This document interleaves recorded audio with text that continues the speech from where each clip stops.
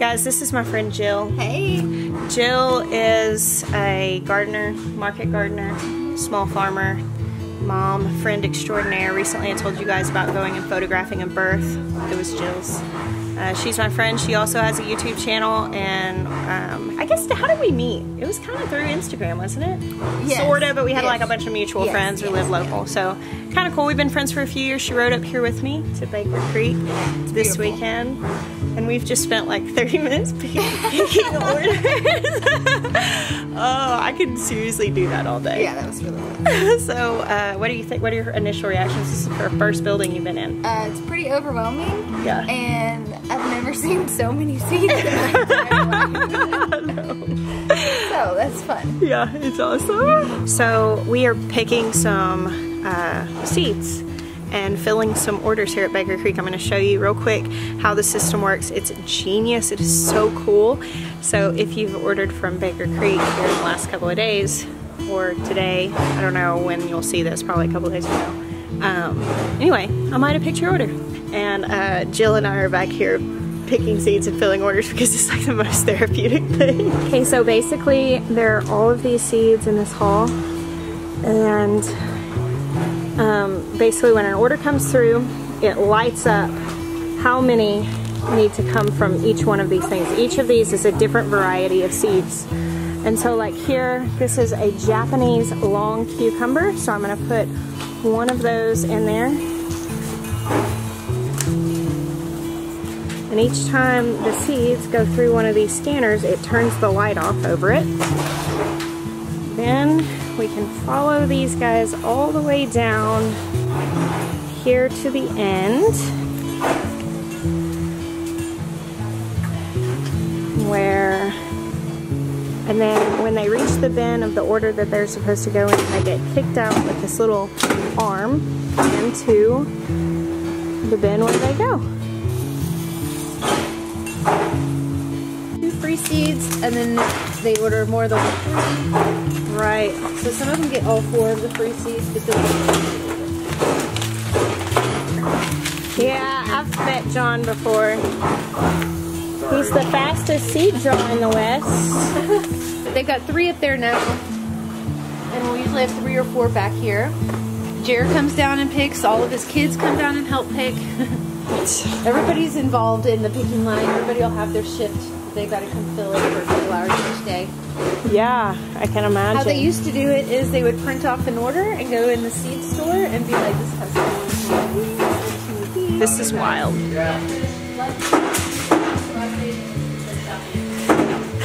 It's today's order. Did you see that? Yeah, it's today's order. Crazy. Oh my God. She said when they're in their like really busy season, like spring, when everybody's ordering, there will be like 4 or 5 of those a day. That's nuts. They just got another one empty.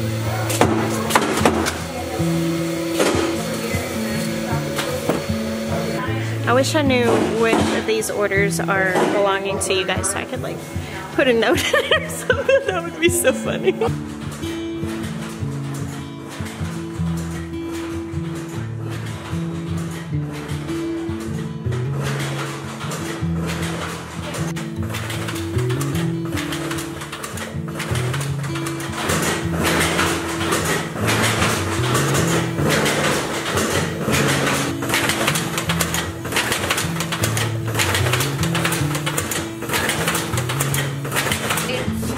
In big bags kind of like this, and they'll get sorted into buckets. They all have a germination rate on here. We have a germination station here on site, and the girls will come through every, I'm not sure how often, but I think every 6 months or so, and recheck the germination on each seed. Then we have our seed packets which we order in, but every photo on here is taken by our photographers here at Baker Creek. So like all of these bags and buckets are just seeds that come in from our growers. We have about 200 growers throughout the U.S. because cross-pollination, we don't have enough room here to grow all our seeds. So they all grow them for us, and then we buy them back. We have everything from this small backyard grower that just mail in a small amount of seeds to ones who mail in like pallets loads of these bags. Wow. So we have every level of grower there is. There's some cactus chrysanthemum zinnias. These will definitely be growing in my garden this year. I wonder which one of these packs will end up in my garden.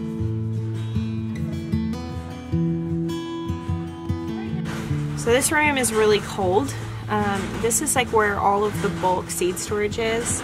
So for instance, this big bucket has got a whole bunch of Antigua eggplant seeds. And they test these for germination regularly. And like what they do is the guys out there, it's hard to talk in there where they're doing the actual machining because it's really loud.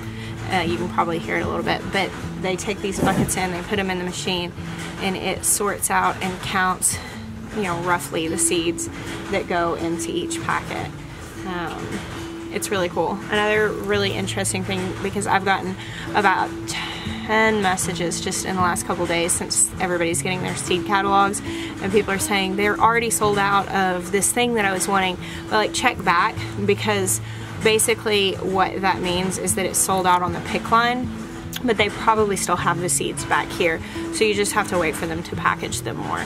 But when they sell out of something, it doesn't necessarily mean that they're sold out until the next year. I've messaged that to multiple people, so I figured I would go ahead and let you know. Don't dismay. It will probably come back. Alright guys, for those of you waiting on your seed catalog to come, they're on the way. Check this out. There are lots of catalogs. That is crazy. Oh my goodness, there's more. Yep, and here's the free catalogs over here. I got both of mine last week. They're so pretty. Okay, so a little side note, I thought this was really cool. Jair has Baker Creek. He started Baker Creek when he was like 17, but his wife Emily actually has business endeavors of her own. And downstairs here on one of the buildings here on the grounds, downstairs is the bulk herb store where they do like dry teas, and it smells so good down there, like just amazing. I've got some really good tea that I'm sipping on, and then I just came up here and Christina was showing me that this is Emily's clothing line that is sold in boutiques, and I don't guess I realized that this was such like a big operation, but I just wanted to show it to you guys because I thought it's just really cool. Check out all of these super duper cute clothes. This is totally me right here. Jumpers, you live in jumpers, but look at this, all of these beautiful boutique clothes, and they have like an online store and sell in like local boutiques. Is that not awesome? Hey, y'all recognize those? Still film these, because these are... So there's actually a reason why I love to come to Baker Creek in the winter, because you know, it's beautiful in the spring and the summer, and of course I love to come then too, but in the winter the greenhouses are so full of life, and like as soon as we open the door, Jill's like, well, that's refreshing. Because coming in when you're a gardener, coming in and being around growing things whenever you feel really deprived of that is like, it's very good. These things are loaded with blossoms. Some dino kale. Oh my goodness. Looking lovely. Doesn't it smell so good? Lettuces. This is one of my favorite kales, Ragged Jack. It's really tasty. And the old trusty blue curled Scotch kale.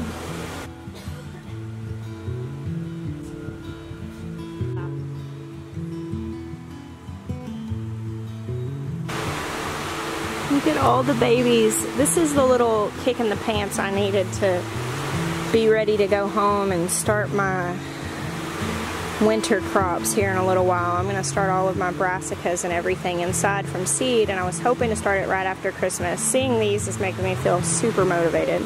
So this is a really cool thing that I'm loving the idea of. These are called flood tables, and essentially they put these little trays in here and put the seed starting trays on them, and they can just fill these up, and it waters from the bottom and waters all the plants from the bottom, and then they can drain it out if they need to. Sorry for the dream effect, my camera keeps fogging up in here. It's it's really hot and humid in the purple light. I'm looking like it's like a dream segment. It's all like foggy and purple and stuff. But yeah, the flood tables, I think that is so cool, and would be a major time saver to figure out a way. Now, I started last year watering from the bottom, which is trays, and just pouring the water into the bottom of the trays to avoid like fungal stuff watering from the top. But I really love that idea. Something to kind of put on the shelf for later. Please don't harvest. For photo use only. Wow. Does it make you so happy? I just feel like I need to walk out and I'll walk back in. Wow, look at all the tomatoes, lettuces. Oh my goodness, I miss you green growing things.